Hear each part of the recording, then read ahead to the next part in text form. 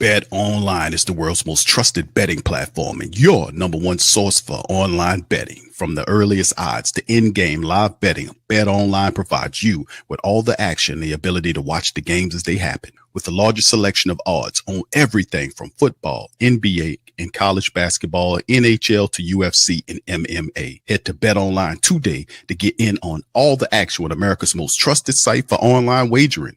BetOnline, the game starts here.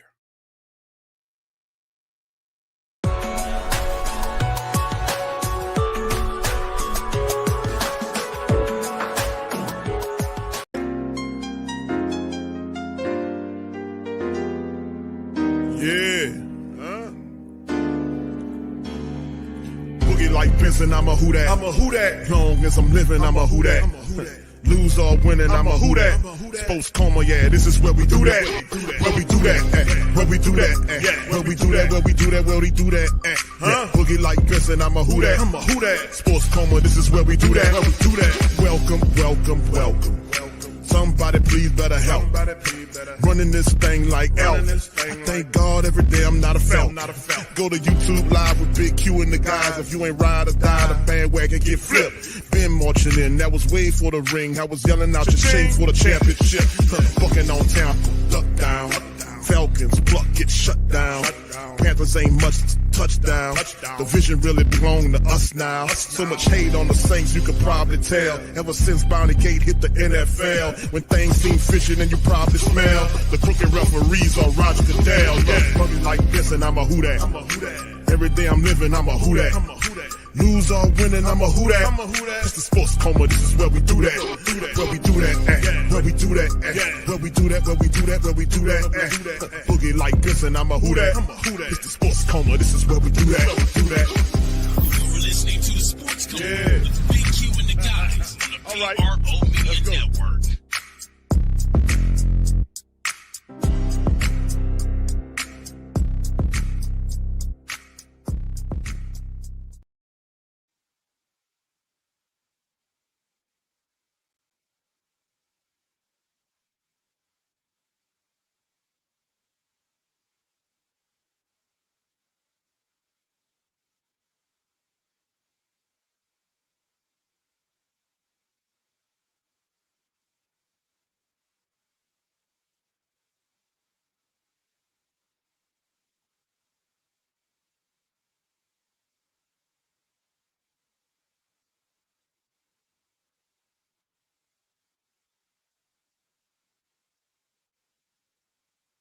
Best of our ability.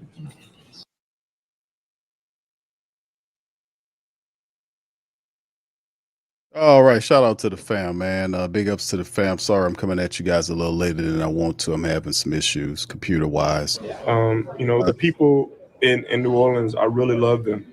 They really helped that transitional period in my life. They filled it up with joy. My teammates, they encouraged me. They pushed me. In the city of New Orleans is one of the best cities, to be a part of. So I'm definitely excited. But my primary focus is going out there, executing one play at a time perfectly. And that's it. Because at the end of the day, all the emotions and all the I love you, that doesn't matter. All right. All that matters is us as Cleveland Browns to go out there, execute one play at a time to the best of our ability. Opportunities only come so often. So definitely it's a privilege to lead the Cleveland Browns organization and be a starting NFL quarterback. And I take pride in that, and I'm going to continue to do my very best. To that point. The people. All right. Shout out to the fam. Appreciate y'all for being on the screen, man. Big ups.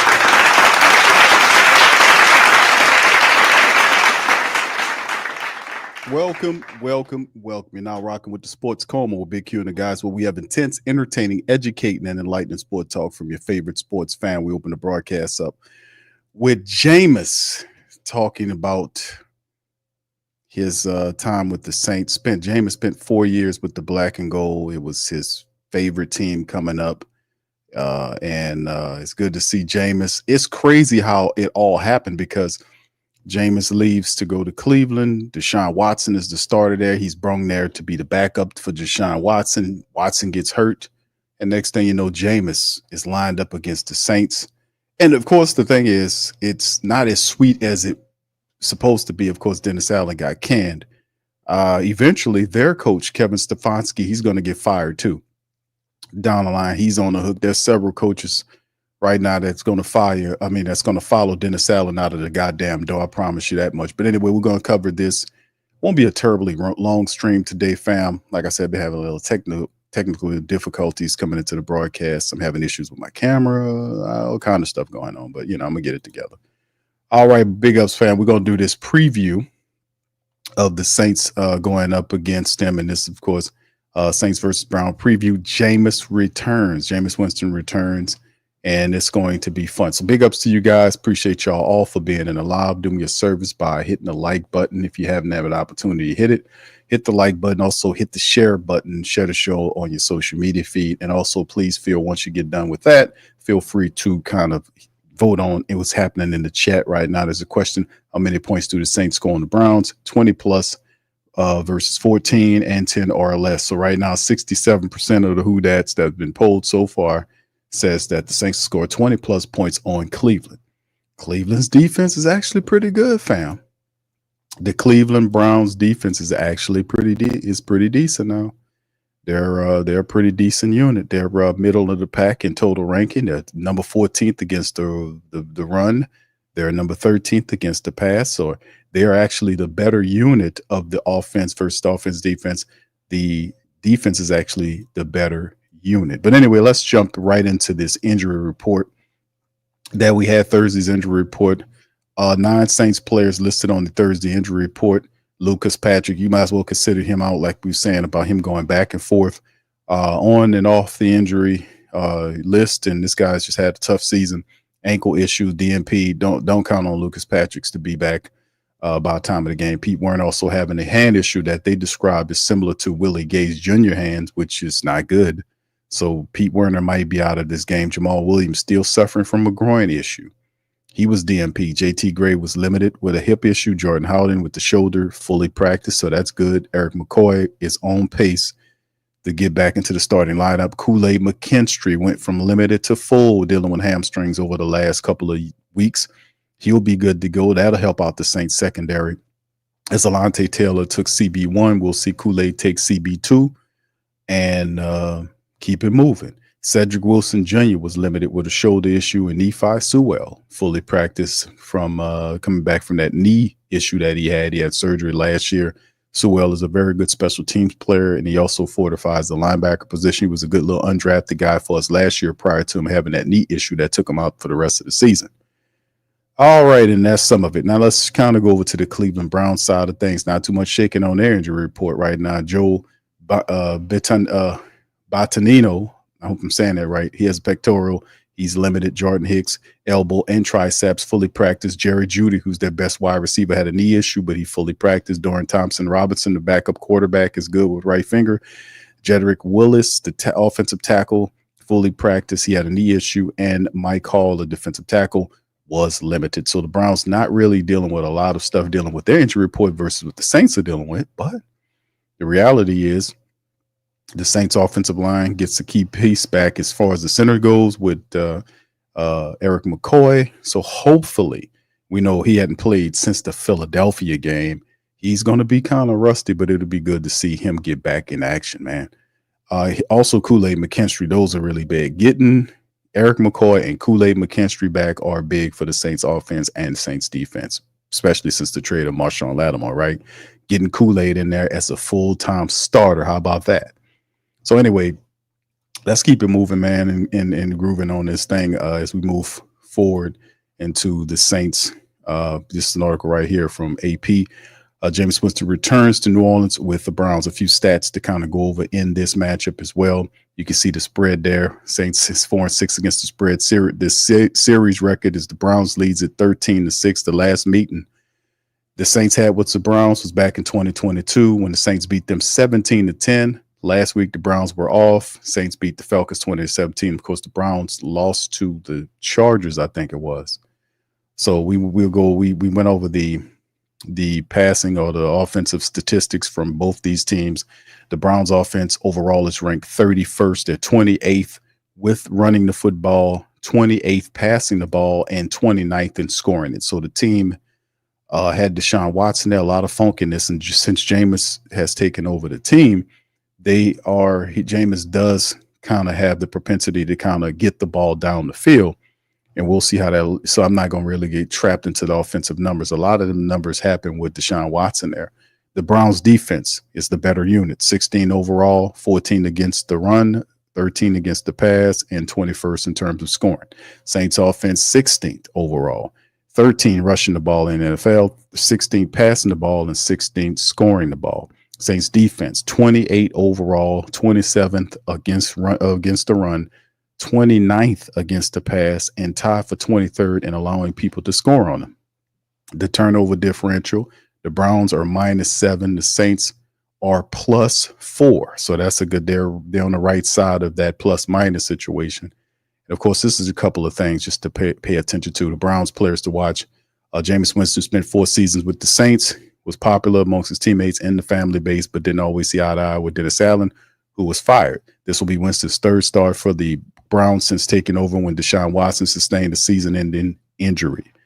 Now, of course, another player to watch, Alvin Kamara. We'll go back over all the depth charts and kind of get people familiarized. They're saying, watch out for Alvin Kamara. He's the rush king for the New Orleans Saints. He owns several very high-ranking New Orleans Saints running records. And Alvin Kamara is just the best running back the Saints ever had, statistically speaking. And when his time is said, this will be what it is. And, of course, get that out the way. The key matchup, Saints rookie left tackle Tali Fuaga against Brown star Myles Garrett.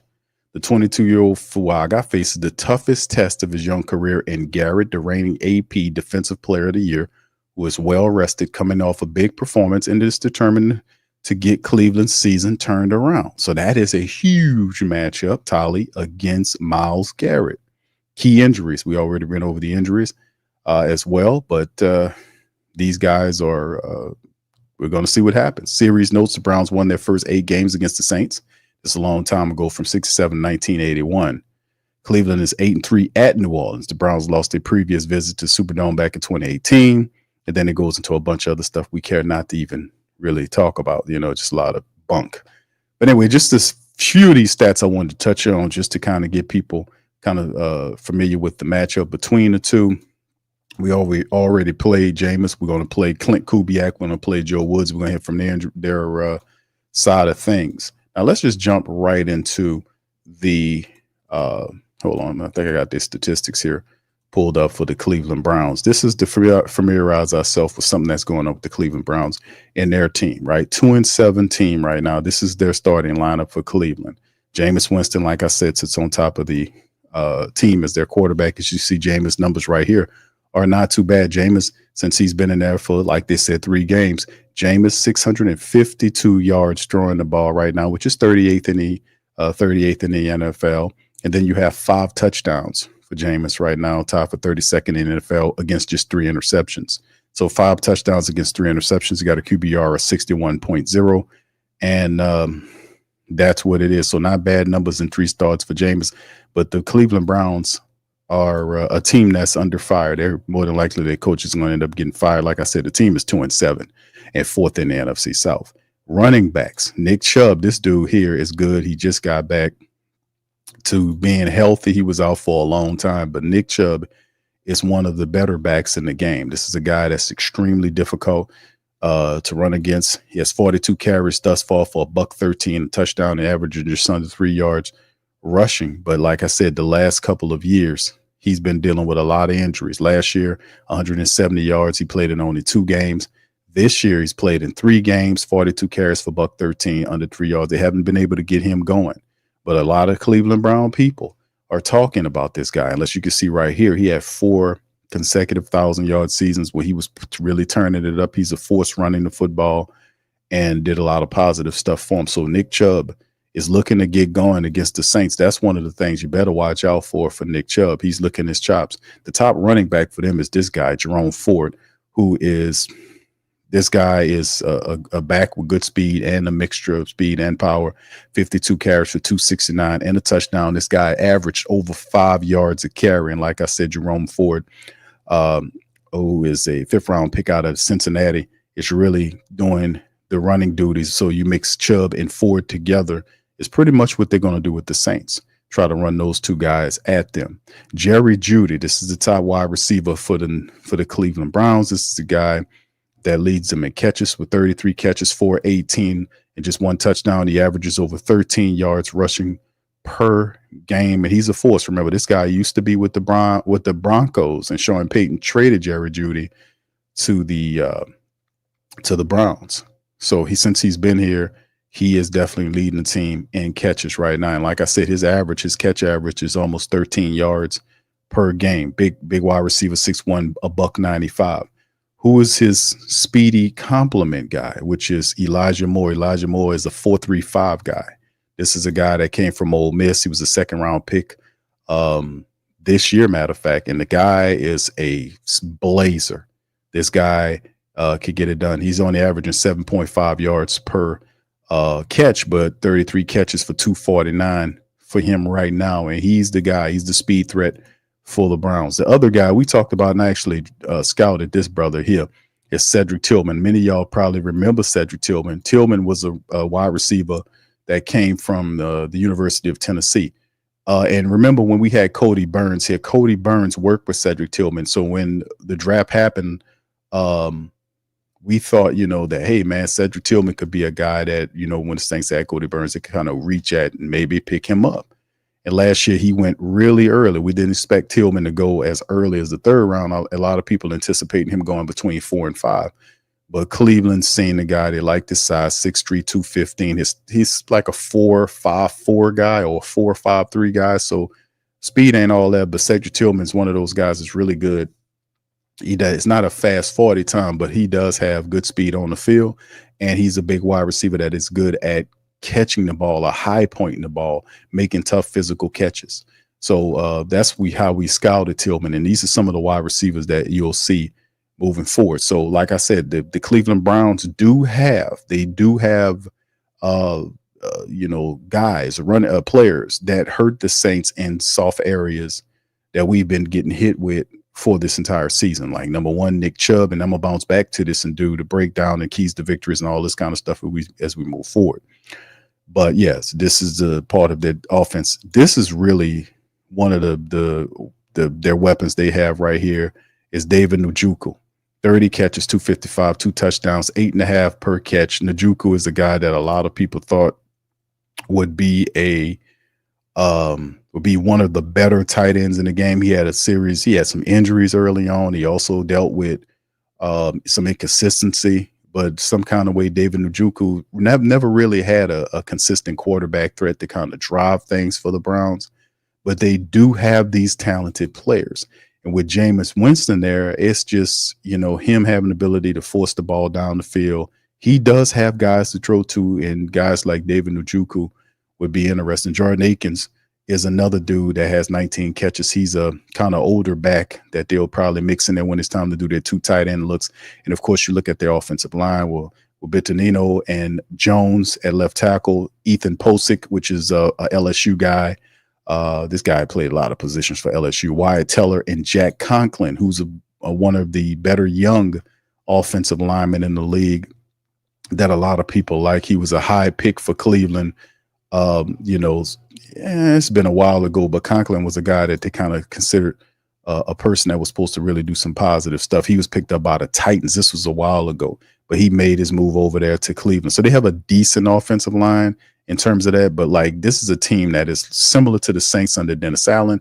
They don't have much leadership. The offensive coordinator up there is facing some issues. Also, Kevin Stefanski, their head coach, is also facing some issues. They have turmoil going in with Cleveland, and the word on the street is ultimately they're going to put his ass in the street and move on. That's the bottom line. So it's very interesting.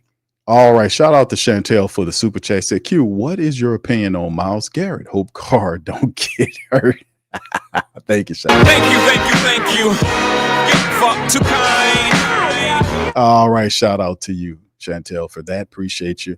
My opinion on Myles Garrett is absolute wildebeest. Some people said the guy's a beast. I call like wildebeest is like the next level of being a beast. The guy is an absolute force, especially when his mind is right and he's ready to make something. And like I said, it bodes well for him. Like they had a bye week before the Saints, and then he's rested. He's going up against a rookie, and he's just sitting there saying, I'm about to feast. And he's saying Tali Fuaga, and he's saying a big 6'6", 6'7" barbecue chicken. That's all he's saying, and he just pouring barbecue sauce on him. That's what he's looking at Tali as a big chicken, he looking at him like a plucked foghorn leghorn, baked with with Cajun injector, all that good stuff. That's what he's looking at him, like at right now. So dude is just awesome. So yeah, we gotta watch that. You're gonna have to give him some help, ain't no doubt about it. The Saints are gonna have to put somebody over there to help Tali.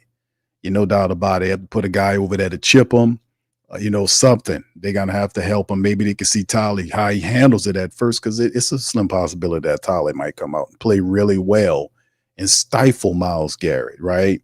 It's possible. Slim chance, but you still want to watch him. And then also there's always the thought process where they can also, if they want to, move him around on the line to create mismatches. Teams seem to do that too. We'll see if that's part of their philosophy. And then as we transition to their defense, Myles Garrett, and shout out to Chantel for putting him on blast about that, because this guy, this is what he got. He has 7 sacks on the season right now, right? 2 forced fumbles, 21 total tackles. He's tied 8th in the NFL in sacks and 2nd in forced fumbles. So Myles Garrett is like I said, the guy is a beast. Epic level beast, and this is who you'll be dealing with. Like I said, the better part of Cleveland's team is their defense led by Myles Garrett. So the big part of the Saints will be slowing down Myles Garrett. That's what it basically comes down to. No ifs, ands, buts, or maybes about it. 7 sacks on the season. They got rid of Zadarius Smith. They traded him out already, so he's not on the team. Delvin Tomlinson, which is the big defensive tackle, is 3rd on the team. He's tied with Jeremiah Owusu Kamoro. Let me see if I can pronounce the man name now. Karamoa. That's his name. Jeremiah Owusu Karamoa. That is the other guy. He's also tied with 3 sacks along with Delvin Tomlinson. These are guys. They have a pretty decent defense. Like I said, this is Tomlinson right here from Alabama. Big defensive tackle there, clogging up the middle, doing some stuff for them. And this is the other guy that I told, and I think Jeremiah they're saying he's on IR by the Browns. That was 12 days ago. He had 3 sacks as well. So yeah, he's on IR. I thought I activated that guy. Now he's on IR. So he was one of the 3 sack guys that they have as well. So anyway, keeping it moving, man. The bottom line is you got to watch out for some of these dudes that the Cleveland Browns do have, man. And man, it's going to be problematic for the Saints if they don't. All right. So anyway, the rest of these guys like Isaiah McGuire, and these are not household names. Shelby Harris, Isaiah McGuire is one of the ends. Winston Reed, Jordan Hicks, and Delvin Bush is another guy that they have as well. This is the kid from Michigan. This is a baller with 24 tackles right here. I think their top tackler for them is Owusu. Yeah, Owusu Karamoa. Yeah, he was one of their top tacklers. Grant Delpit from LSU is the other guy. The team has 1 interception, right now. Delpit is 2nd on the team in tackles. He's like I said, he's an LSU guy for the Cleveland Browns. We got to watch out for this. They got a pretty decent, interesting secondary that's underperforming. Denzel Ward is there. This is another Ohio State guy right here. No interception. They hadn't really, they got 1 interception on the season, and Delpit has it. This is Grant Delpit, man. He was a hell of a player for LSU. I ain't gonna lie, man. Not too much is going on with Cleveland, man, in terms of them, because they just a half a team and they need to find their ass a coach. But Juan Thornhill, Martin Emerson Jr. is another cornerback that they have, and Greg Newsome. These are a couple of players that They spent some picks on, man, but a lot of these guys, man, you just got to watch out for them. They got good size. This is the kid from Northwestern, pretty decent player. So not a lot of guys that are name breaking players, but the defense, hey, let me tell you something. The defense are the guys you got to watch out for. They also have a former Saint up here outside of Jameis Winston. How about Kaliki Hudson? Y'all remember Kaliki Hudson? They got Kaliki up there playing special teams. He was a guy the Saints picked up as a special teams guy. Old Kaliki Hudson is up there with the Browns, helping them out. So, yeah, this is a few things that these guys have. And also they got Dustin Hopkins. A lot of people don't remember old Dustin Hopkins started with the Saints. He was a kicker that the Saints had back in the day. He started off with the black and gold. And you can see he been going away for it. I'm surprised they ain't show him because he was in I think he was with him in the preseason. And I was like, this kid could kick, man. And the Saints just went in a different direction. But Hopkins is another one of these kickers, man, that we have. So anyway, these are some of their guys right here that we need to watch out for in terms of the defense. Myles Garrett is definitely the guy you have to watch out for. The defense is the better of the units, but do not get fooled by the Cleveland Browns squad. Insofar as the low statistics that the offenses put up with, a lot of that was flawed by Deshaun Watson's inability to move the offense. Deshaun Watson would be out there holding the ball too long, overlooking, just doing shit he wasn't supposed to do. And it's a shame he got hurt again. It's being interesting to see what direction Cleveland goes in because they made that decision to pay him all that money, and it has not been a good situation since they paid Watson. Let's just be honest with you. Since Jameis has been up there to kind of fortify the backup position, him there with Judy Tillman and speed threats like Elijah Moore and Jalen Darden, those guys can really push the field. Pierre Strong Jr. is also a guy that does the kick return duties. He has a degree of speed as well. But yes, Cleveland Browns are going to be amped and motivated to help see if they can get Jameis a win. That's just the bottom line, right? And anyway, and then we'll go to our side of things. And we know that Saints have a ton of talent. Derek Carr is going to have to play, some good football. We need Derek Carr to kind of not, do the stare down thing. Let's just do it this way.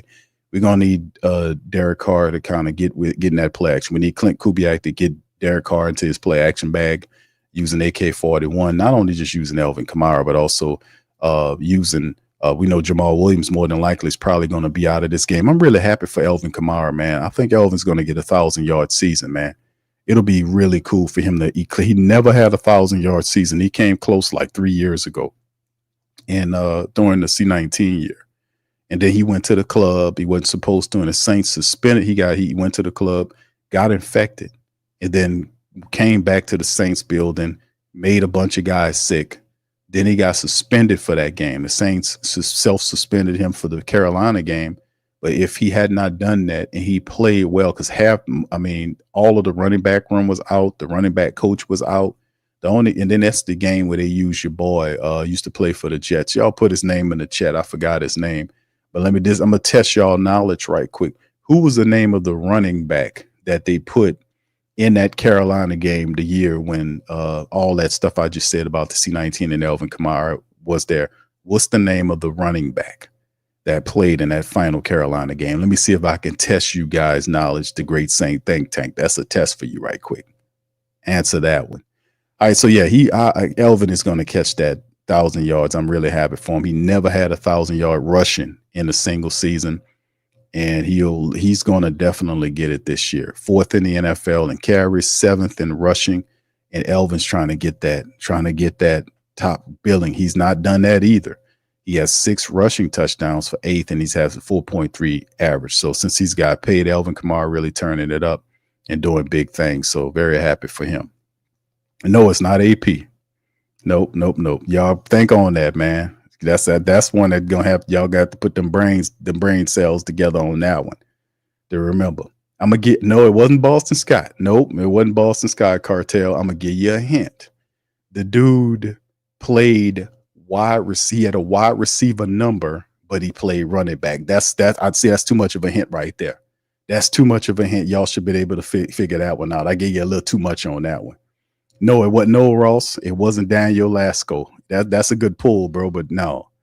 the guy had a wide receiver number and he played running back. That. See, I gave you a little too much on that one. Somebody gonna figure that one out. Watch. All right. Anyway, no, it wasn't Kirk Merritt. No, Slim. Good call though. It wasn't Kirk Merritt. Nope. Oh, Barry getting close. Barry getting close. No, bro, not Ingram. How you have a wide receiver number? How is 22 a wide receiver number? No. Y'all getting close.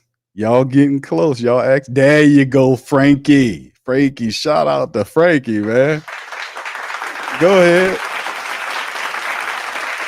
That's right, Frankie.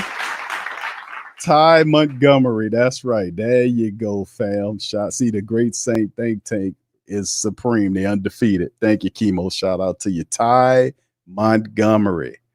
How about that? All right, anyway, let's continue, man. But AK-41, we know Jamal Williams more than likely is not going to be here. Kendre Miller's on the IR. We'll see Jordan Mims again. And in the running back room with AK-41, we'll see him make some plays. And the Saints will have to be able to. Oh, yeah, Cartel. I get you, bro. Yeah, I get you with the Ingram with 14. I forgot about that. But yeah, it was Ty Montgomery. Y'all remember now, don't y'all? Y'all remember Ty Montgomery? All right. But anyway, this is the thing. Like, we have Jordan Mims there. So the Saints they probably going to do something similar, right? We thinking that going into this game against the Browns, the Saints are probably going to have Elvin and Jordan Mims as running backs, and they'll probably use everybody else. Marquez Valdez-Scantling is the top option in terms of the wide receivers right now. Scantling went the rounds. He did his rounds and all that. He was on K's show. He got 6 catches for $140. He's been here for 3 weeks, 2 touchdowns, 23.3 average. We need to get Scantling more involved in the offense. Cedric Wilson Jr. is supposed to come back in this matchup. As you can see, 11 catches for $122 and a touchdown, 11.1 average. He really has been up and down for Cedric. Look like he's on way to get back. Mason Tipton is a guy, 14 catches for 99 yards. Mason really not doing it, kind of struggling in his offensive year. They don't often look at him. Jermaine Jackson's mostly a guy they'll be using in the punt return and kick return game. So you're going to be struggling wide receiver, not struggling wide receiver wise, but you need some help there. So the Saints will do themselves a good service if they can get a guy like Taysom Hill involved. And Taysom Hill has 10 catches for 100 yards. He doesn't have do y'all know that Taysom Hill, I don't know if y'all know, because I was looking at this shit earlier today, and I was like, man, looking at Taysom stats. Taysom has 10 catches on the year for only 100 yards. Like, what? But he's averaging 10 yards every time he catches the ball. So it's a first down every time he catches the ball, but he's been in and out of the lineup so much so that you're like, damn. He's been here's the information, right? He's been thrown at 14 times. He's caught 10 out of 14 for what I just said. Like every time he catches the ball, it's a first down. Why don't we use him at wide receiver? Let's take Taysom Hill and put him at the wide receiver. If you look at what we got going on wide receiver wise, you can see that we need a spark there, right? So perhaps that could be something we can use because we got plenty of tight ends if we need to. We got Juwan Johnson, 22 catches, 247, averaging 11 yards per catch. That's not bad for Juwan Johnson. Foster Moreau doing his thing. Dallin Hawker will probably be activated. Prentice, Fuaga Battle, and Myles Garrett, Nick Saldiveri. You will see McCoy in there because Patrick will be out with Ruiz and Penning. So Nick Saldiveri getting extra hot game reps to develop because he's a guy they have a high opinion on. Nick Saldiveri. Nick Saldiveri is basically going through his rookie year because last year he was hurt the whole damn year, and Saldiveri is a 4th round draft pick.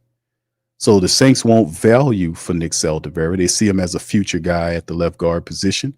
He was starting, actually, if you remember, fam, when the season started in the training camp, Nick Saldiveri was healthy, and he was actually going into training camp as the starter. He was starting at the guard spot. Then he got hurt. He went down with some kind of calf issue that sidelined him for a long time. And that's how a guy like Lucas Patrick stepped in there and took that left guard position because he was actually slated to start. Now that he's healthy again, they're looking at him at the left guard position and they're seeing that, hey, man, could he be the fill-in person that we thinking about along with the rest of these guys? So he's a cheaper option there, but he has to perform. But Lucas Patrick is out.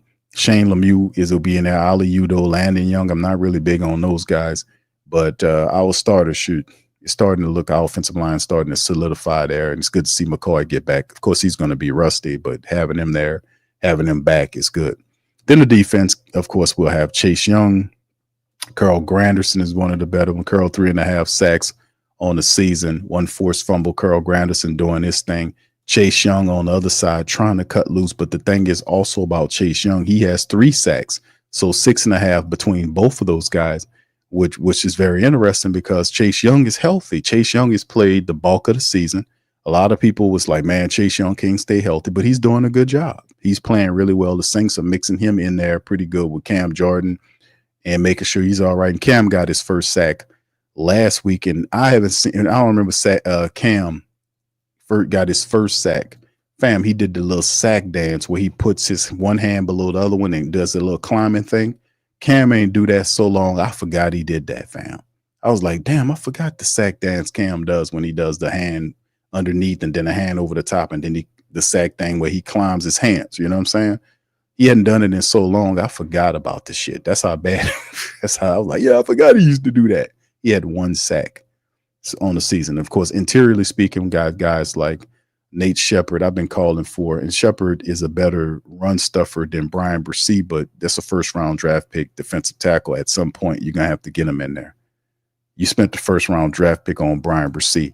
He can't be a role player. At some times, he's going to probably have to be in there to play alongside of Colin Saunders, and you might have to move Shepard to the bench. At some point, you're going to have to do it. It ain't like your defensive line is really doing anything. We just got ran on for $181, so you might want to shake it up a bit. They got John Ridgway there, who they traded for. Young guy, 6'5", 320. This dude is a massive force. But you got guys like that. Christian Boyd's also another guy the Saints picked up who's 6'2", 320. Hadn't seen him get there since Ridgway got here. Ridgway has kind of climbed past and moved past Christian Boyd. So he got to shake and move. Peyton Turner has 2 sacks on the season for somebody. And he got 8 solo tackles, 2 sacks, 2 forced fumbles for Peyton Turner. How about Peyton Turner got a couple of them? How about Foskey the Snowman? 3 tackles, no sacks. And he really doesn't play a lot of special teams, so I ain't going to harp on that. But, of course, we know Pete Werner will be out this game dealing with that wrist, with that hand issue. And we'll more than likely see Demario Davis, Willie Gay, DeMarco Jackson, Anthony Orji will be that. Nephi Sewell. Don't be surprised if the Saints activate him to help out. And then the young secondary for the black and gold, having Alante Taylor, Kool-Aid McKinstry, Hugo Amadi is better than Shamar Jean-Charles. I don't know how he feels about putting Rico Payton in there, but I would basically say, I would be pushing to put Rico Payton in there. I like Rico Payton. It's an undrafted guy who really showed out. And you got Shamar Jean-Charles, who just the guy just gets toasted, man. This is like, the spirits of Toy Cook and Alex Molden and Mike McKenzie sometimes just inhabit the body of Shamar Jean-Charles at times. And it leads to burntment, an old word I used to use on the Sports Coma. I'm going to have to bring it back when it talks about Shamar Jean-Charles and his ability to be toasted, or, some of the spirits of guys like, what's your boy name, man? PJ.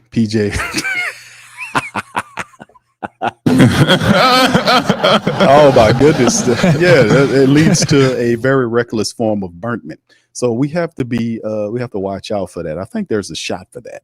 All right, Will Harris and Tyrann Mathieu at the safety position, but Hugo Amadi also has played really well since putting him in there. He's a bit undersized. The man's 5'9", but he's just such a competitor, man. When he's out there making plays, he has a nose to be around the ball, man. If Ugo was like a couple inches taller, man, he'd be right there. And that's what it is. And this couple of lineup, like I said, man, if you look at both these teams, man, and it's really just going to come down to, who sets who seizes the day. That's basically what it's going to come down to, because the black and gold, to be quite honest with you, the Browns have any intention. They want to upset the Saints here. and take the game in their own hand. They want to be able to kind of move it out of and give Jameis Winston a win. That's what they're trying to do. They want to let Jameis gets that dub. That's what they want to do. They want to be able to get that dub and help Jameis get that dub. As you can see, they're 2-7, Saints 3-7. We're sitting in the same area, but I think the Saints, man, if the Saints just put one win at a time. We barely scraped out one against the Falcons. We have a Cleveland club that the Saints should beat. Let's just say that they should beat the Browns with all of the stuff they got going on. But like I said, there are some issues, and I'll go over that. Number one, and then we'll go to Clint Kubiak and Joe Woods breakdown. But this is the thing: the Saints' keys to victory. They're going to have to get into the run back. Alvin Kamara is the way. The Saints going to have to figure a way to get those other wide receivers involved in throwing the ball down the field. The Browns are good at, their better part of the team is defensively. Myles Garrett and those other guys, Hicks and all those other guys, they can play.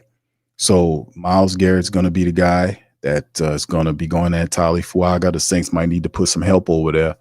Definitely put some help over there for Tali. They'll see how they deal with him. If they need to go over there and chip the guy, they go over there and chip the guy, do what you got to do, because he's a force. But offensively speaking, the Saints have to get into their run back, bro. It's the same every game. Saints have to run the ball with Clint Kubiak's system so they can get into the play action, because a great deal of his plays are inspired by play action. The double motion plays and all that's inspired by running of the football, because when you get into your bag, the defense started looking around and you get their head on the swivel. They don't know what you're going to do. You can hit them with all those plays. But if you can't run the ball, it'll be a problem. But getting McCoy back should help. It should help the overall intelligence of the offensive line, you would hope. I hope that the Saints could be able to better establish the run. Now, they did a decent job of that in the first half of the Atlanta game last week. And then the second half, Atlanta made the adjustment and completely shut off the Saints running attack. And the Saints could not run the football. They struggled to pass the ball. And then when they finally got a shot in the fourth quarter with Derek Carr made a perfect read and found Alvin Kamara running down wide open the left sideline, the man dropped the damn ball. So in this game, we know that you don't have to play perfect, because the Saints, and they're not going to do that, but we still want them to be able to at least keep the pre-snap penalties down, play as clean as possible, force turnovers, and not be a person that's be charitable giving the Browns any help. We can't do that. So we'll see how it all goes, but they got to get into play action. They got to be able to get to these wide receivers. Hopefully they use Taysom Hill in the wide receiver capacity to help stretch the field. MBS had a really good game. Maybe we can build on that. Maybe we can get other guys involved, like Mason Tipton or something, perhaps, because he has all that speed. Maybe at some point we can kind of slip the Browns secondary with one of those type of plays, stretch them out so we can run on them. So we'll see how it all goes, man, and how it runs from the offensive standpoint. From a defensive standpoint, the Saints have to get after Jameis, man. They can't stand up there and let Jameis have a clean pocket like they did Kirk Cousins most of the Atlanta Falcons game, or like they did against Bo Nix, or like they did against Justin Herbert, or like they did against Jalen Hurd, or like they did against any of these goddamn teams that we had on this losing streak. We have to be more ferocious in getting after these guys. We got to be able to get these guys on the ground. We have to be able to rattle them. And also, you're going to have to stop the run. And this is a part of the game where we kind of talk about what the Browns have. The Browns have people that can hurt the Saints. The Saints get hurt by a really good running back. They have Chubb, who you already know. He had some injuries, but he's healthy now, trying to assert himself. The Browns trying to get him going. Jerome Ford is a good running back. The guy averages over 5 yards a run. He's their top rusher when Chubb was out. And this guy can play. So they'll be using both those guys in combination. They're going to study the film on Atlanta and see how they use Bijan Robinson and Tyler Algier against the Saints defense, and have a lot of great success with that. They're going to want to duplicate that and run both Ford and Chubb at the Saints defense, which will ultimately set up Jameis with the play action. And Jameis is not afraid to throw that ball. And Elijah Moore from Ole Miss can get up under that ball. He's a 4.35. That's that dude could run. So expect Jameis to throw at him at least 2 times in the game to stretch out. Jerry Jeudy's a big physical wide receiver that make difficult catches. And the thing is, too, the tight end. They got a tight end in David Njoku, who, when healthy, could be a problem. He's a big physical tight end, and we struggle with those guys, especially when Werner's out. Demario Davis' lateral movement is severely impaired. He's not exactly as agile as he used to be. So having Willie Gay there helps. So we'll see how that works. So having a deep ball thrower like Jameis, and listen, the overall IQ of Jameis in terms of knowing the Saints defense cannot be discounted. We cannot discount that. Jameis spent 4 years here with the Saints. Just basically the same defense, except, maybe a few tweaks here or there because Dennis Allen's not there. Joe Woods is running it. But it's not that radically different where Jameis is not going to recognize it. So that's a big point to kind of think about. Jameis has experience. He knows how to play against the Saints defense. And the Saints defense, to be honest, which is not all that. They give up a ton of running yards. You can throw on them. You can pass on them. You can run on them. You can do all kind of shit on them. So, I mean, the bottom line is the Saints defense has to step it up, man. They really do. But that is something I can't say enough of. Jameis knows. He knows the Saints defense. Plus, he has two pretty good running backs. Chubb's one of the better backs in the game. Njoku is a very physical tight end, mobile tight end that can move around and make plays on you. And they have guys that can make passes or make catches up the field. So, yeah, they're not going to come in here and lay down. They're going to try to establish that run and get in that play action, and Jameis going to throw the hell out that ball. So they can attack you. And then on defense, my goodness, Myles Garrett is the dude that you got to watch out for. You got to watch out for Myles. Myles is 7 sacks, and he is going to make Carr, it's going to be a problem. So we're going to have to we got to do something here because Derek Carr is not the most fearless person in the world. I mean, he's not the most fearless quarterback in the game. You get right near Derek Carr, his eyes is bucking, and he immediately goes into word salad mode. It's just I talked to Alvin Kamara and he threw it down. He said, I said, hey guy, hey look, man, hey guy, hey bro, I love you, bro. You caught the ball, yeah. And listen, I'm just gonna listen, I love you, bro. I love everybody. God bless you guys. I don't know why Mike Thomas doesn't like me. Yeah, he said, I said, look, I went over there. I said, I bought him an ice cream cone, and I bought him an ice cream cone and took it to him. He looked at it. He looked at the ice cream cone. And threw it on the ground. I was like, dude, what the hell, man? Why you threw it on the ground? You know what he said? Didn't have any sprinkles on it. So I went back, got the sprinkles, turned around. He was gone. I was like, and that's just, everybody loves me. I don't know why he likes me. I think it's because I didn't put sprinkles on his ice cream cone. That's just, everybody, yeah. So, I mean, you got to watch out for that, man. Myles Garrett gets within 4 or 5 feet of Derek Carr. He automatically gets the eye bucking. And then after he starts bucking eyes, he just goes into immediate word salad mode. So, I mean, yes. So you have to be careful of not tripping that device where it will send him in immediate word salad mode. But word salad mode is activated automatically after the game is over with. So the eye bucking commences during game, and then post game word salad mode jumps in automatically. So we have to be able to watch out for that and just prepare to keep Carr out of the long grasp of Myles Garrett, because Myles Garrett is coming to town. Let me tell you something, man. It's gonna be tough. You got to watch out for that guy. That's one of the best pass rushers, if not the best pass rusher in the NFL. So you got to know where that guy is at all times. He's disruptive and he's a big problem.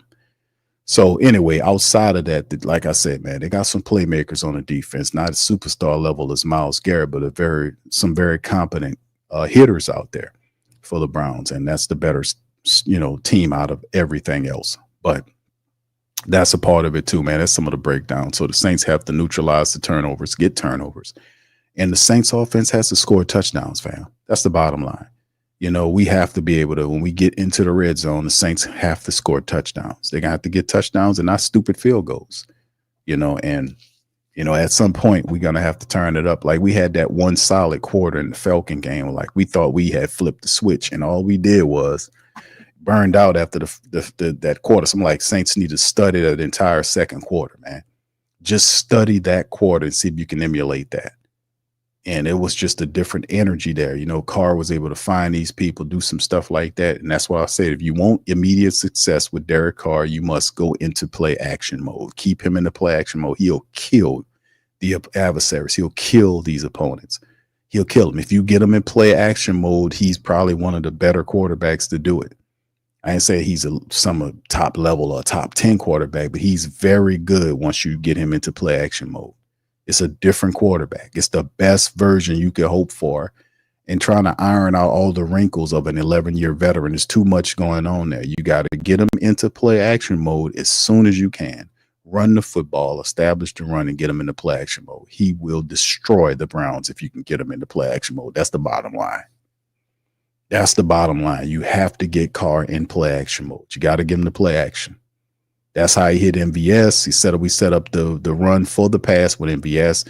That has to happen. And Clint Kubiak has to make that a focus of the offense. You got to be able to hit a couple of those deep balls to MVS or Mason Tipton or Taysom Hill or Elvin Kamara. We got to get the ball to him, stretch out Cleveland's defense, man, so that he can have room to run underneath. So that's what it comes down to. Basically almost the same thing, fam. So big ups to y'all. Appreciate y'all being in the stream.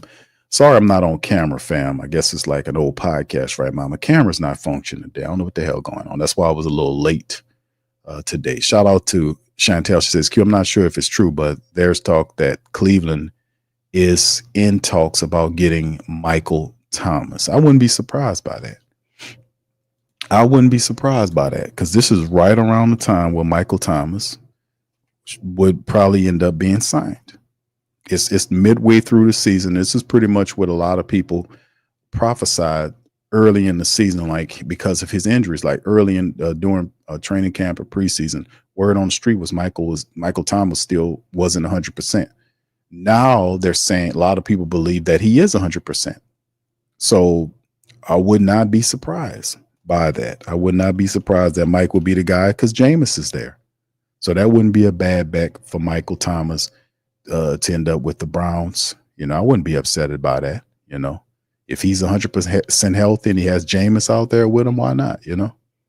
Eventually at some point you will probably want to see him. So that wouldn't be a bad bet because I don't think he's ready to retire. Michael Thomas still wants to play. But thank you. Appreciate you for that. Thank you. You're fuck too kind. Thank you. Appreciate you. All right. Michael says, can you see Garrett line up over Selderberry? I could see Cleveland moving that guy around. Why would they? Why would they not, bro? You know what I mean? Because it's all about mismatches, man. I could see Cleveland moving him around to create mismatches. Like if you got Tyler Fuaga there, and them moving around, you can see that happening. Can you see him lining up over Selderberry? Either way, man, I don't see, you don't have like any, your tackles, you Penning on the right side, Tolly on the left side, Nick Selderberry on the left side, Cesar Ruiz on the right side, McCoy just getting back. I'm just going to be honest with you. I like our young guys. I give them a pass because they don't have a lot of playing experience. Like Trevor Penning had 6 games worth of playing experience, like in real game action prior to him starting this season over 2 years. So the Saints kind of robbed him of those 2 years and he really getting this is really like a full year. This is like when you take a tackle in the draft, you're supposed to get him in there and get him playing. And the Saints just simply didn't do that. They like wasted away his rookie year. He played at the last game against Carolina or something. Then they bring him back the next year and put him at left tackle. And I was like, no, don't do it. And they did it. And it was a disaster. And now he's there. And I said, fam, he'll do a lot better at the right tackle position. Didn't I say that? And he's doing better at the right tackle position. The left tackle position Man, listen, it take a certain mindset to play the left tackle position. That's the blind side of the quarterback. Now, we've heard from John Benton, we heard Dennis Allen said this during the season, that the tackle position is interchangeable.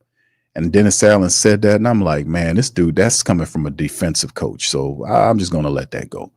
But we all know that the tackle positions are not interchangeable, that your best tackle plays the blind side. Now, you have your right tackle, best tackle is right tackle, your quarterback is probably left-handed because his blind side would be the right tackle.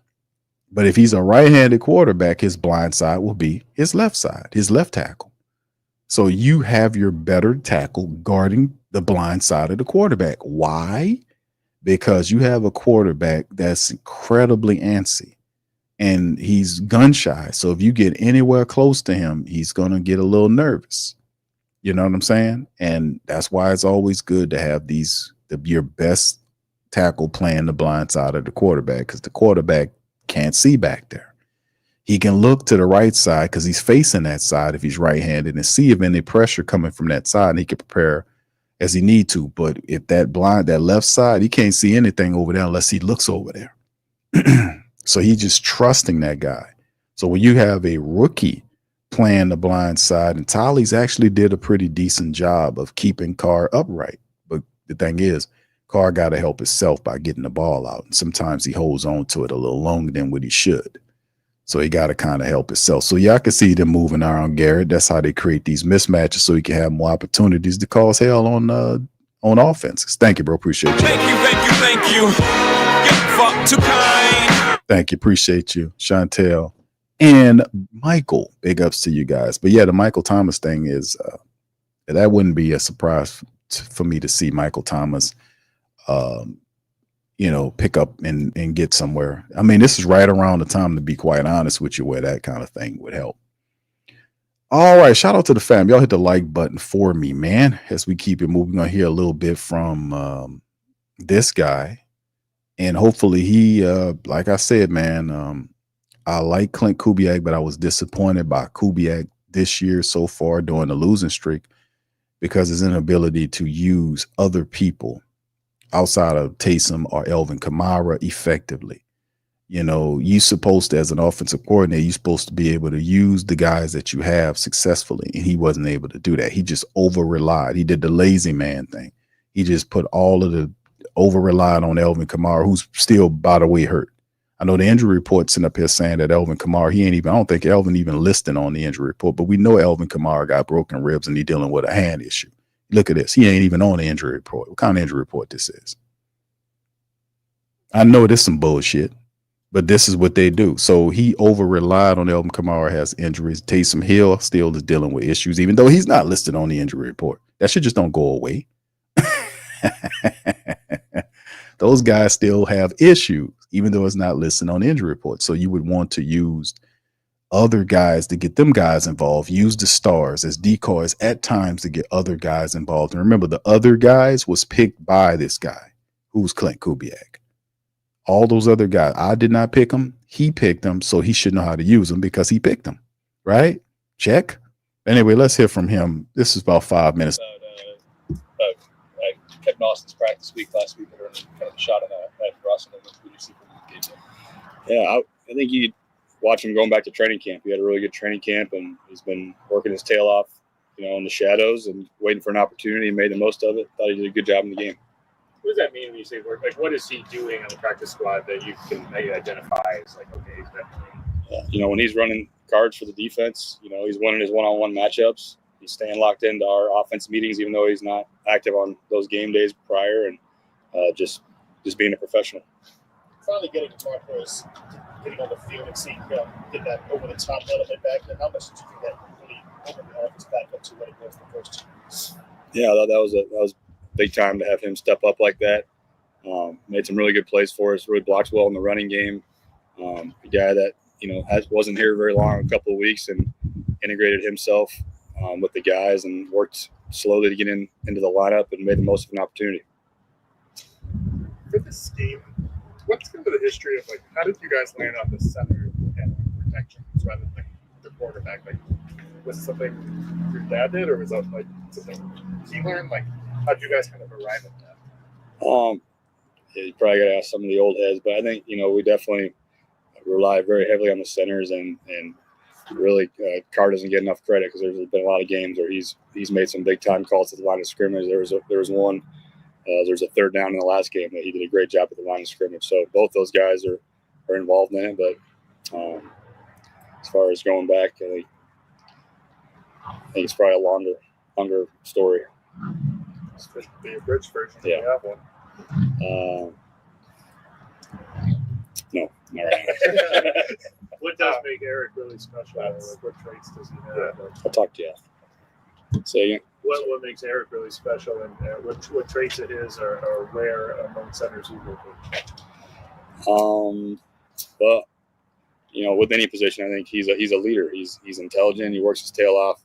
Obviously, very talented. He's a really strong individual. He's quick, and when you're a center and you're in our scheme, and you can be up first guy off the ball, and you can reach defensive linemen. I think that's just a big strength of his. And then his intelligence allows him, to get us into a lot of the right calls. He makes quick calls. He's a stud. He's a really good player. I'm glad to have him back. He hasn't played in a while, so he's got to work his way back into it as well. Yeah, that's the thing we talked about before, fam, with Eric McCoy, right?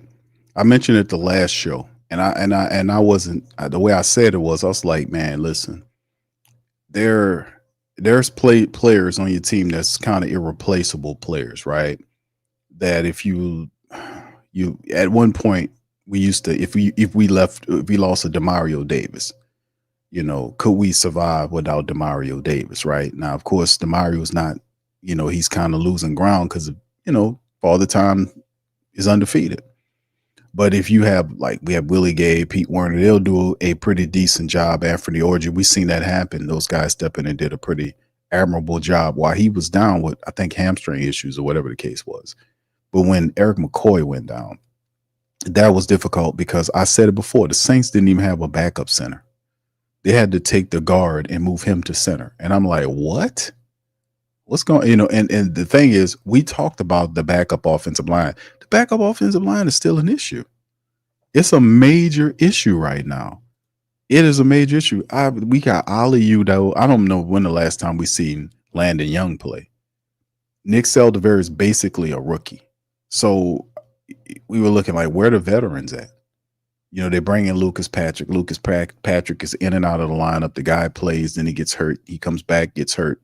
It's not his fault. It's just one of those situations. And then Shane Lemieux, at least Lucas Patrick played more than Shane Lemieux. Shane Lemieux can't stay healthy. He comes, he got hurt. He come in there, he didn't play well. He got beat, then he gets hurt again, and he's gone. You get Connor McGovern, pilfered him off the Jets practice squad, and then waves him for Shane Lemieux. Why? Shane Lemieux should have been put on the practice or whatever. I don't care. But Connor McGovern should have been the backup center. You need a veteran backup center. You need a veteran there, a guy that, who you're teaching the similar things, or, you need that guy. A guy there that's learning the same shit McCoy is learning, the same shit at the same time with the second team. The same shit. Why? Because if McCoy gets hurt, because every player at times is going to miss a game. And McCoy was that important to the Saints where them guys struggled that mighty. That was bad preparation, fam. That was bad preparation. The backup offensive line wasn't put together right. And we've seen it. We've seen Ali Udo get out there and look terrible. We've seen Nick Seldiveri basically rookie, going through rookie stuff. We've seen Landon Young get out there. He looked terrible. We've seen Shane Lemieux get out there. He doesn't do anything but get hurt. We've seen Lucas Patrick get out there and perform pretty decently and then gets hurt, comes back, performs okay, then gets hurt again. And then, what are we doing? So it's a very interesting dynamic when we see how important McCoy is to the Saints, which is a good and bad thing, if you know what I mean, because every football player can get hurt and miss some time. And when he went down, that just affected the Saints so bad. I'm like, how in the hell did they not have a center, a real center, not somebody playing guard that you didn't move, but a guy off the bench like we usually do? Is at least 3 offensive linemen that a team will keep, at least 3. At the most, you'll keep 4. You'll have a guy that can play tackle, another guy that can play tackle, and it's usually guys that can play the tackle position. You'll have a guard guy that can play guard, either guard position, and you have a center who can play guard. Not a guard that can play center, but a center that can play either guard position for flexibility, so you can free up in the roster spots to other positions. If you need another DB, if you need another linebacker, another defensive end, or another wide receiver or a running back, whatever you need, right? But we just didn't do that correctly. And even if you look at the backups now, you're like, oh my God, these guys are, they're just not that good. But anyway, shout out to Brent. Protect Safe says, Big Q, you think Jameis would put in a good word for DA to maybe get on with the Browns? I don't know about that, brother. Thank you for that, man. Thank you. Fuck too kind. I don't think so, bro. Come on now, dog. Come on, man. All right. Shout out to you, Brett, man. Thank you for that, man. Appreciate you. I don't think DA can call Jameis for nothing the way he treated him out here.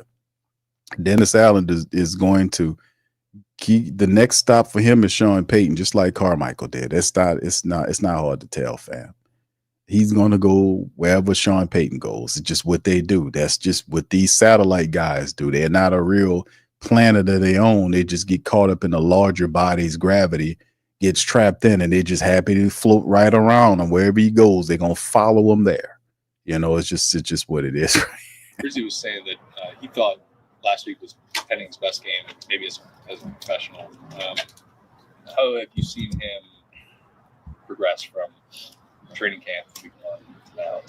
Yeah, just seen a guy that's put his head down, has gone to work, and in his short career, he's had some ups and downs, but I've seen consistency in his play.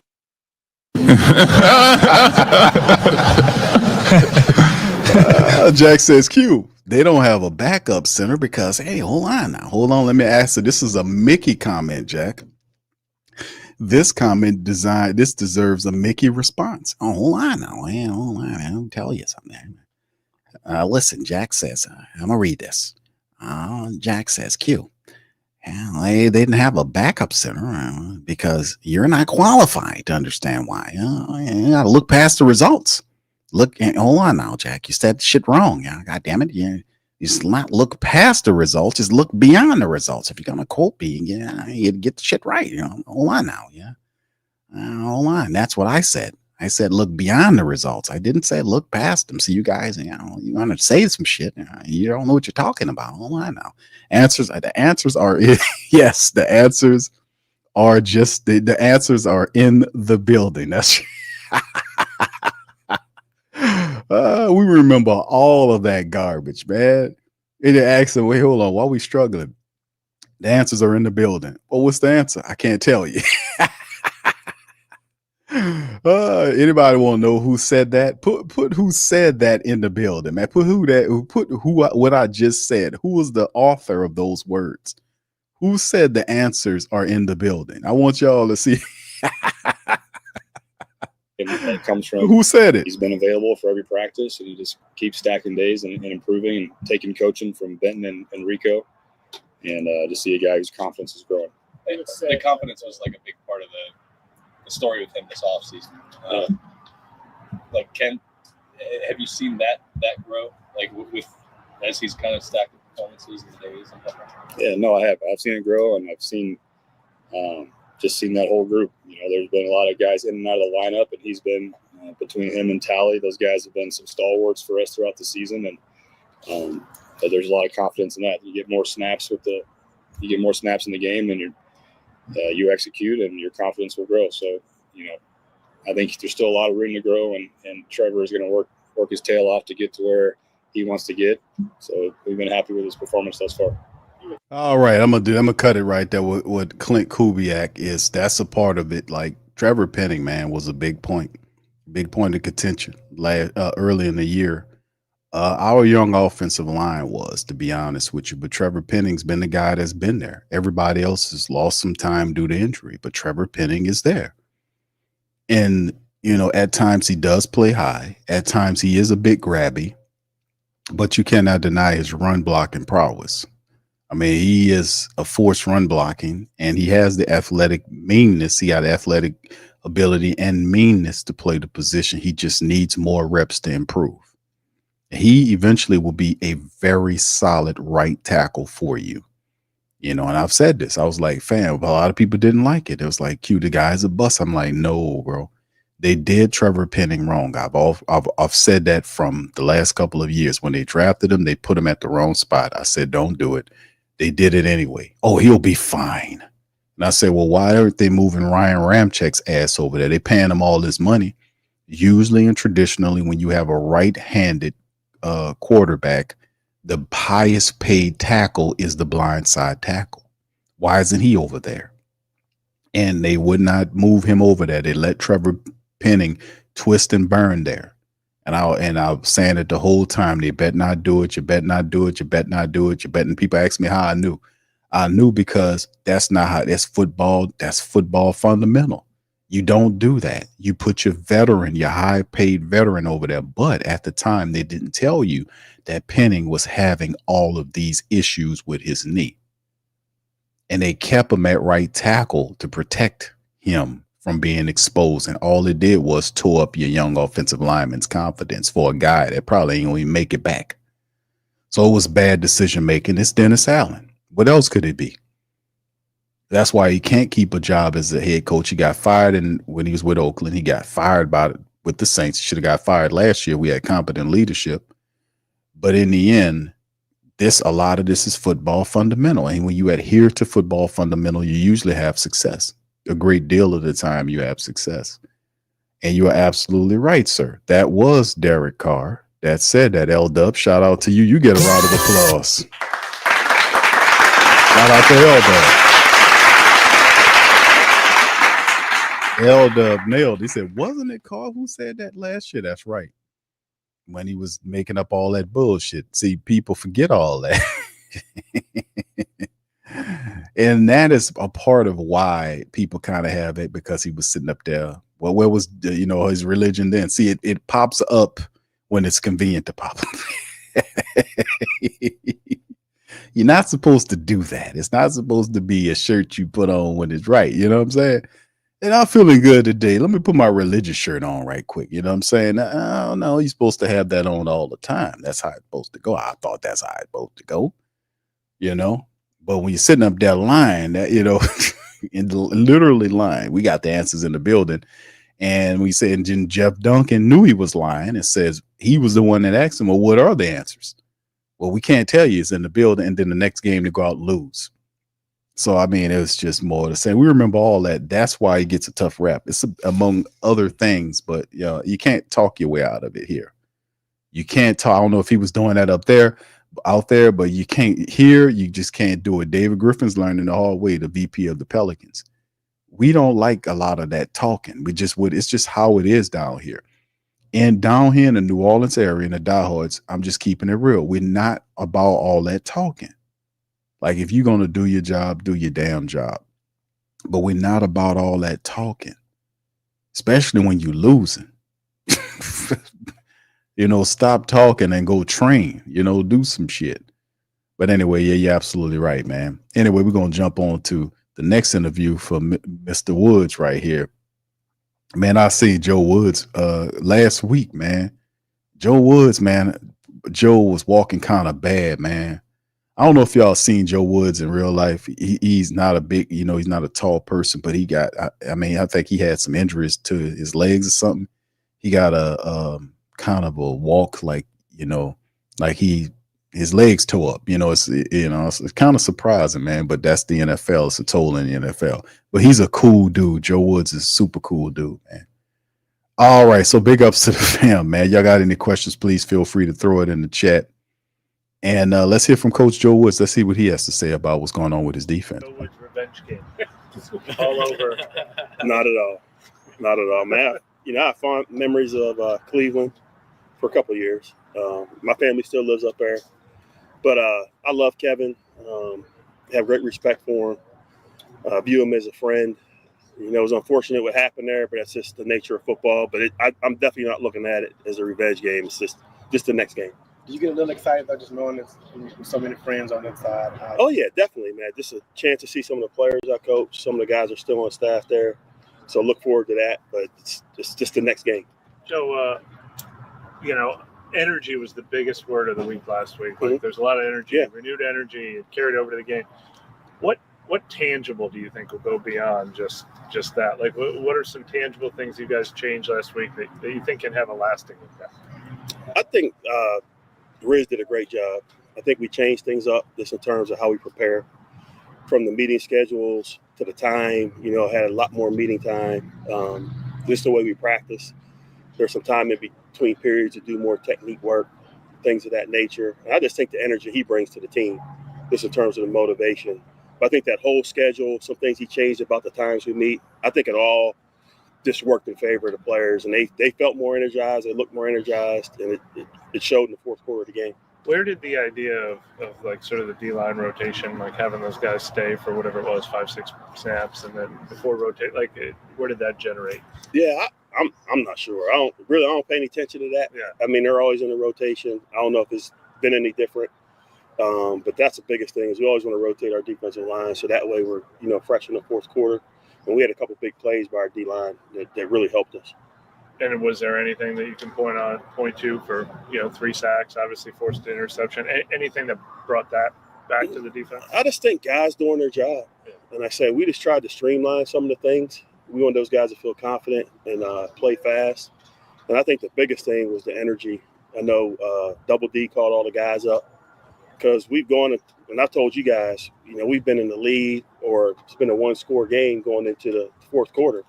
And the whole difference in all those games is we made 2 or 3 plays that we didn't make in the other games, or our record would be flipped. So we just happened to make it, and I was thinking credit to the guys. How do you feel like you did in your first play college for the first time, such a Cleveland? Yeah, how was that? It was good, man. You want to get into that groove early on, so you're always a little bit nervous, just kind of what you want to call and what they're going to do. But after a while, man, I just felt like I settled in, got a feel for what was going on with them, to feel what was going on for us, and really tried to adjust the calls throughout the game. What kind of grade would y'all give Coach Woods, man, on his call? Because that's a good point by, I think that's Brother Rod asked him a question. What do you guys think? Let me ask you guys. What grade would you give Joe Woods as he called that game against the Falcons as a defensive coordinator?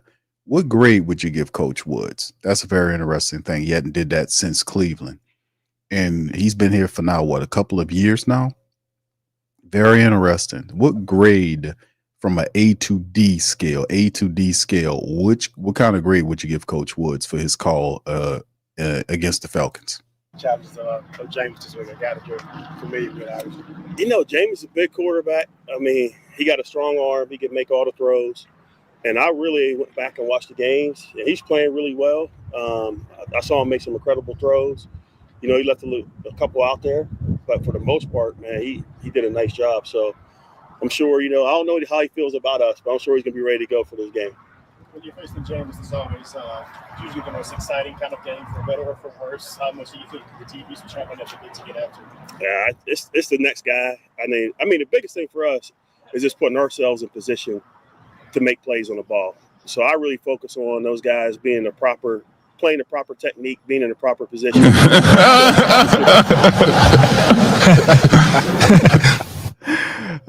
Desi, shout out to Desi. What's happening, baby? She says, it was all right, but I'd rather move forward without this entire crew. He ain't lying. She said, it was all right. I got the energy, girl. But I'd rather move forward without this entire crew. I got you, Desi, baby. I got you. All right. I feel you on that. He doesn't rise if they can make that play. So, you know, he's the next guy we face. So hopefully he gives us a couple opportunities. How do you feel Alante did this last game? He was up and down. Obviously, he had his struggles. It was good to see him finish the game.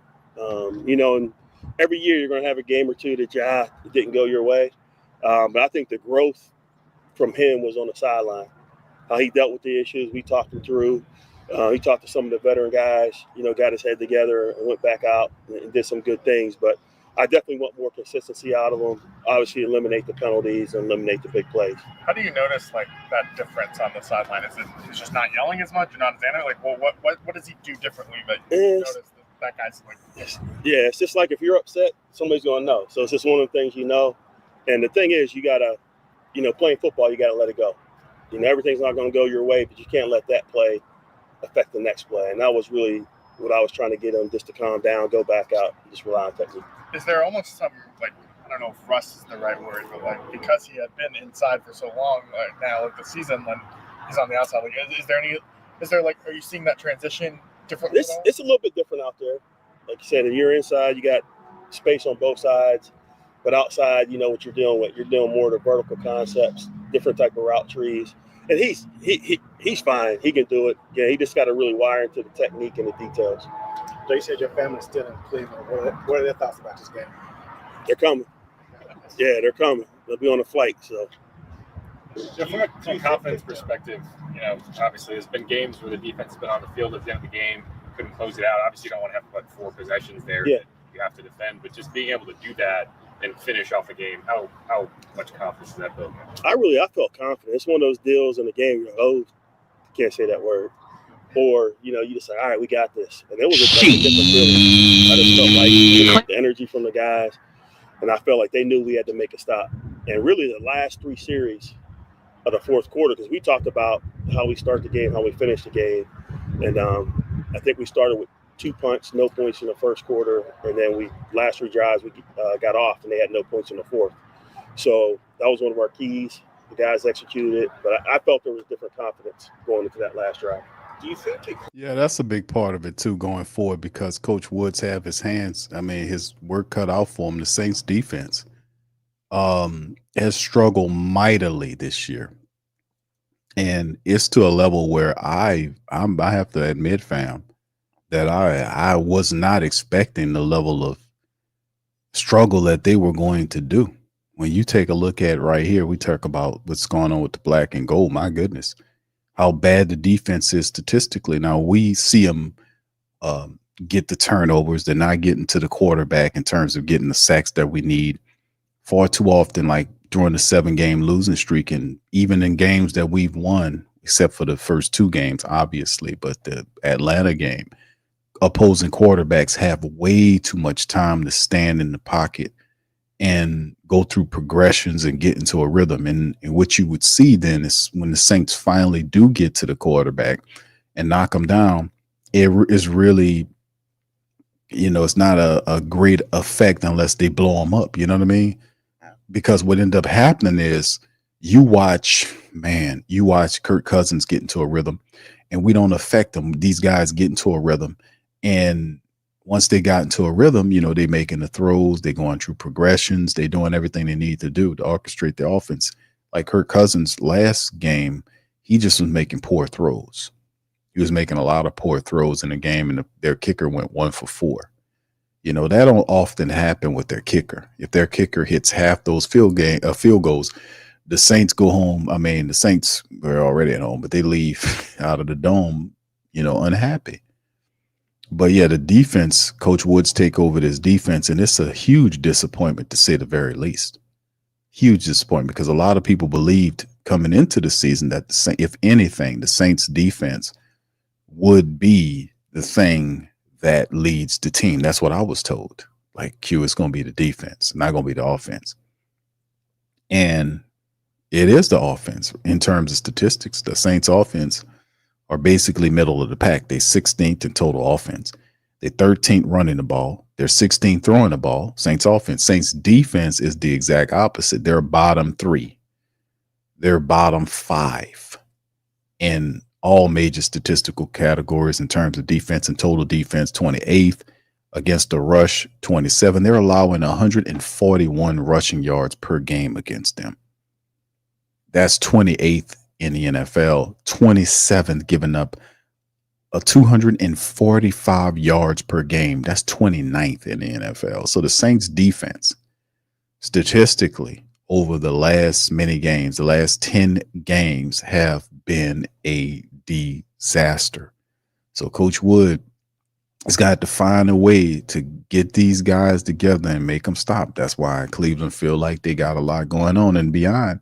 And to be honest with you, fam, if this could be Kevin Stefanski's last game, I would not be surprised that if he loses to the Saints, that that next Monday that you will get a report from Ian Rappaport or Adam Schefter saying, breaking news, the Cleveland Browns have fired their coach Kevin Stefanski and have named, because the offensive coordinator is under fire too. So if they fire him, they probably end up firing the OC too. But yeah, man, 2-7, they lose this one. He could be on the street by Monday. And plus the thing is too, Jameis Winston comes to town. We talked about all of the stuff. It's also the spiritual component that Jameis wants to beat the Saints. So we'll see how that all works together as well. But yeah, they're not very good defensively. The Saints, man, the offense has to get up off the snide, right? And plus, we'll see, man. We'll see what's going on, man. We'll see. All right, Urban says if Cam Jordan is one of the guys getting sacked, that shows how bad the pass rush is. Yeah, it surprised me, man, because I seen, when Cam got that sack last week, he did the sack thing, and like I said, man, I was like, it was so weird because I hadn't seen Cam Jordan do that before. I haven't seen him do a sack dance in a long time. And he has one sack. And we're in week 10. And I was like, what's the over and under on Cam? Does he at least, how many sacks does Cam Jordan get this year? How many does Carl Granderson get? He's like at 3. Chase Young's at 3. Like at 10 weeks in, I'm like, man, I thought, with 10 weeks in, 10 games, I'm thinking Granderson got like 5 sacks, 4 or 5 sacks. He got 3.5. Chase has 3. So, you look at that. But yeah, man, they got quite the stuff to deal with, man, to be honest with you. And like I said, man, we're going to see how it all plays out, man, because at the end of the day, it is what it is when Jameis comes to town, man. So let me play Jameis right here one more time for the family members. My team, the people in New Orleans, I really love them. They really helped that transitional period in my life. They filled it up with joy. My teammates, they encourage me. They push me. And the city of New Orleans is one of the best cities, to be a part of. So I'm definitely excited. But my primary focus is going out there, executing one play at a time perfectly. And that's it. Because at the end of the day, all the emotions and all the I love you, that doesn't matter. All right. All that matters is us as Cleveland Browns to go out there, execute one play at a time to the best of our ability. Opportunities only come so often. So definitely it's a privilege to lead the Cleveland Browns organization and be a starting NFL quarterback. And I take pride in that, and I'm going to continue to do my very best. To that point. All right, Jameis dropping the game, man. That's what his thoughts were, as he will appear on Sunday in the Dome for the first time to take on his former team, the Saints, which is going to be a big story. That's a big narrative that they're going to be spreading through the entire game, that Jameis is back and Jameis wants revenge, and most of the revenge will be on Dennis Allen, but Dennis Allen's already been fired and canned. So there's no need to worry about that, Cretan. But anyway, but shout out to the fan. Appreciate y'all for being in the stream, man. I'm getting ready to cut out on that. Just wanted to kind of come at you guys on the third stream. Really, this is a stream that I really wanted to do Friday, but my Friday is going to be very busy. So just coming at you guys today. Please feel free to hit the like button, hit the subscribe button. Also, please feel free to share the show on social media feed. We up in this thing. And we'll see about tomorrow, fam. If we'll stream for tomorrow, I got a busy day for tomorrow on Friday, obviously. The Pelican post-game report, live scoreboard, all that stuff will be going on tomorrow. Pelicans play. But we'll see. But anyway, y'all hit the notification bell as well, man. Listen, for the poll question, over 100 people voted at the poll. Shout out to you guys. How many points do the Saints score on the Browns? 58% says 20+ points will be scored, 20 or more against the Browns. 58%, 31% of the who that said 14 points, 10 or 11% says 10 or less. So there you go. We appreciate you guys for chiming in. So a lot of people thank the Saints, and we did the poll yesterday where we kind of asked the family members who was going to win the game. A great deal. 70% of the pollers picked the Saints to beat the Browns. And like I said, the Browns are 2-7, man. So they got, but those teams are dangerous because they don't have nothing to play for, nothing to fear. They can throw everything at you. Like I said, if they Browns lose this game, they're probably going to fire Stefanski on Monday because he will be 2-8. Yeah, so he probably coaching for his job, man. So it's going to be an interesting matchup, man. As well as the Saints, man. They're trying to coach for a future as well, man. We'll see how it all fares, man. But anyway, with that being said, man, I'm going to get out on that. I appreciate y'all for giving me some time, spend some time with me on this episode. Please feel free to check out our sponsors, Mint Mobile, Teach Henley for men's care products. Mint Mobile, if you're trying to save money on your cell phone service, man. Listen, man, look at that phone bill. See if you can save some money, man. It's about that time of the year, man. We're trying to save some money, trying to get in line for the holidays, man. You got Thanksgiving coming up. After that, you got Xmas coming up, Christmas coming up, that kind of thing. So if you're looking to save some money so you can put it on the gifts for them chillins or that significant other, look at Mint Mobile. It can save you some money. Teach Henley for those circumstances where you about to get to being around all these people. You want to make sure you stepping fresh, brothers. You want to make sure you're good. Get that Teach Henley, man. Get your skin right, and that'll definitely get the latest. Looking at you, gonna get chose with the Teach Henley. And then, of course, Betonline, man. If you can't make money with the Saints, then make money on the goddamn Saints because they do it to you. Check them out, man. All those links, these are all our phenomenal sponsors. They're all located in the description section below. Hit the link, check them out, man. Plus, it helps out the platform, right? But anyway, with that being said, we're going to cut out on that. I appreciate you guys. And always is nothing but love for you, for all that you do. Shout out to the Patreon champions, the YouTube membership family, for all the great support you guys do. Much love to you guys. As always, thank you. So with that being said, I'm going to get out on that. We'll see about tomorrow, man. It's kind of busy, but if not, maybe, we'll see about a Saturday stream. Could pop up on Saturday. Might surprise your ass. Anyway, with that said, I'm out. Much love. Appreciate y'all. Who that to you? I'm out. Peace. Yeah. Boogie like Benson, I'm a who that. I'm a who that. Long as I'm living, I'm a who that. Lose or winning, I'm a who that. Sports Coma, yeah, this is where we do that. Where we do that, where we do that, where we do that, where we do that, where we do that. Boogie like Benson, I'm a who that. I'm a who that. Sports Coma, this is where we do that. Where we do that. Welcome. Somebody please better help. Running this thing like Elf. Thank God every day I'm not a felt. Go to YouTube Live with Big Q and the guys. If you ain't ride or die, the bandwagon get flipped. Been marching in, that was way for the ring. I was yelling out your shame for the championship. Bucking on Tampa, duck down. Falcons, pluck, get shut down. Panthers ain't much touchdown. The vision really belong to us now. So much hate on the Saints, you could probably tell. Ever since Bounty Gate hit the NFL, when things seem fishy and you probably smell the crooked referees on Roger Goodell. Yeah, probably like this and I'm a who that. Every day I'm living, I'm a who that. Lose or winning, I'm a who that. It's the Sports Coma, this is where we do that. Where we do that, where we do that, where we do that, where we do that, where we do that. Boogie like this and I'm a who that. It's the Sports Coma, this is where we do that. You're listening to the Sports Coma with Big Q and the guys on the PRO Media Network.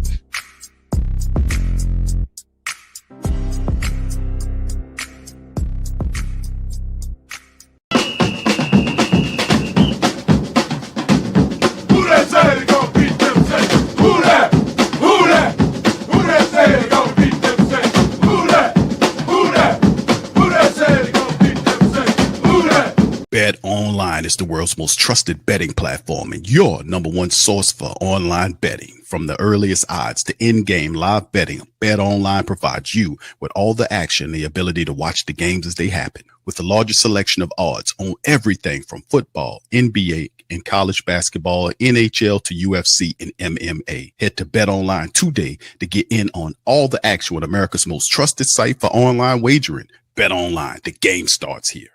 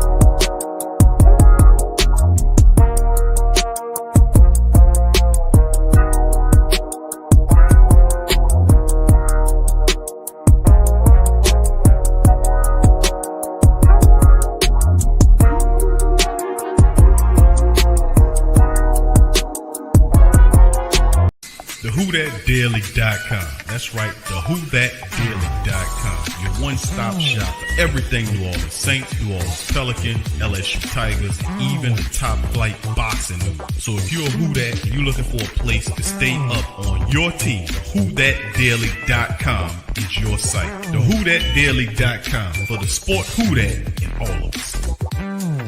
That's right, the Pro Shop is the platform store where you can go and buy all the latest merch to support the platform. Available at the Pro Shops, we have dozens of hundreds of products available for you and your family. Unisex tees for men and women, hoodies and sweatshirts, tank tops, kids and baby items, long sleeve tees, mugs, pillows, wall art, bath bedding, face masks, phone cases, stickers, bags, fanny packs, socks, hats, and many other items. Please feel free to check out the Pro Shops. The link is in the description section below. And remember, it helps the platform continue to grow. Check out the Pro Shop and Who That too.